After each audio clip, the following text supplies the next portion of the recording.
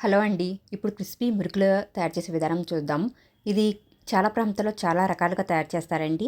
నేను సింపుల్ ఇంగ్రీడియెంట్స్‌తో మీకు క్విక్‌గా అయిపోయే రెసిపీ చూపిస్తున్నాను. ముందుగా ఒక బౌల్‌లో మీరు బియ్యపు పిండి తీసుకోండి, హాఫ్ కేజీ.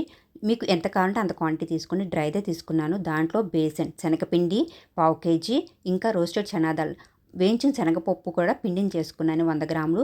దానిలో తగినంత ఉప్పు, కారం మీకు ఎంత కావాలంటే అంత అడ్జస్ట్ చేసుకోండి కారం, ఉప్పుని. తర్వాత వాము, అజ్వైన్ కూడా కొంచెం నలిపివేయండి. దానివలన ఏంటంటే మంచి స్మెల్ వస్తుంది.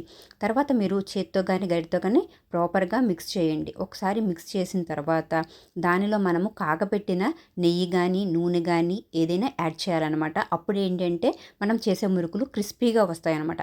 నేను ఇక్కడ నెయ్యిని యాడ్ చేశాను. ఒక 2 స్పూన్ల వరకు వేడిగా కాగపెట్టిన నూనెని యాడ్ చేసి నేను ముందుగా గరిటెతో కలిపాను. కొంచెం వేడి ఆరిన తర్వాత చేత్తో ప్రాపర్‌గా మొత్తం కలిపాననమాట. చూసారండి, ఇలా చేత్తో కనుక గట్టిగా నొక్కితే కరెక్ట్‌గా ముద్ద అయిందంటే కనుక మనం కలిపిన దాంట్లో నూనె కరెక్ట్‌గా సరిపోయింది అని అనిపిస్తుందనమాట. తర్వాత దానికి మనము డవ్ తయారు చేయాలి కాబట్టి నేను నీళ్ళను వాడి, మామూలు నీళ్ళే అనమాట, గోరువెచ్చని నీళ్ళు కానీ అట్లాంటివి ఏమీ వాడలేదు. నార్మల్ ప్లెయిన్ వాటరే వాడాను. దాంతో నేను ముద్ద తయారు చేసుకున్నాను. మరీ గట్టిగా తయారు చేయొద్దండి ముద్దని. కొంచెం పలచగానే తయారు చేయండి. మరీ పలచగా కూడా కాదు. తర్వాత డ్రై అవ్వకుండా దాని మీద వెట్ క్లాత్ కప్పి ఉంచండి. తర్వాత నేను మురుకులు చేసే గొట్టాన్ని తీసుకున్నాను.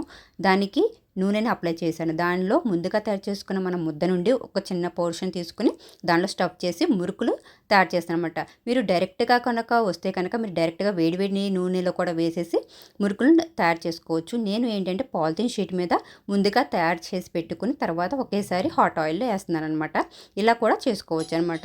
తర్వాత నేను హాట్‌గా ఆయిల్‌లో వేడివేడిగా ఉన్న నూనెలో ఇవన్నీ వేసి ఒకవైపు లైట్ గోల్డెన్ బ్రౌన్ కలర్ వచ్చే వరకు ఫ్రై చేశాను. ఒకవైపు ఫ్రై అయిన తర్వాత లైట్‌గా గోల్డెన్ బ్రౌన్ కలర్ వస్తుందనమాట. తర్వాత మీరు టర్న్ చేయండి.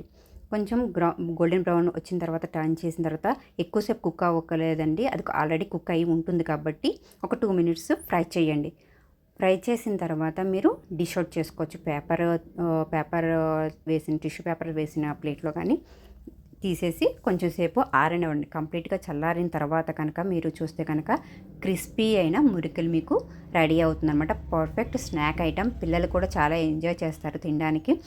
ఇది కనుక మీరు పిండి కలిపే దానిలోనే ఉంటుందన్నమాట. క్రిస్పీగానా లేదా హార్డ్‌గానా అనేది. అలానే వేడి నూనెను కానీ, నెయ్యిని కానీ కంపల్సరీ యాడ్ చేయండి అనమాట. చూసారండి ఎంత కలర్‌ఫుల్‌గా మంచి రెసిపీ మీకు చూపిస్తున్నాను. తప్పకుండా ట్రై చేసి చూడండి.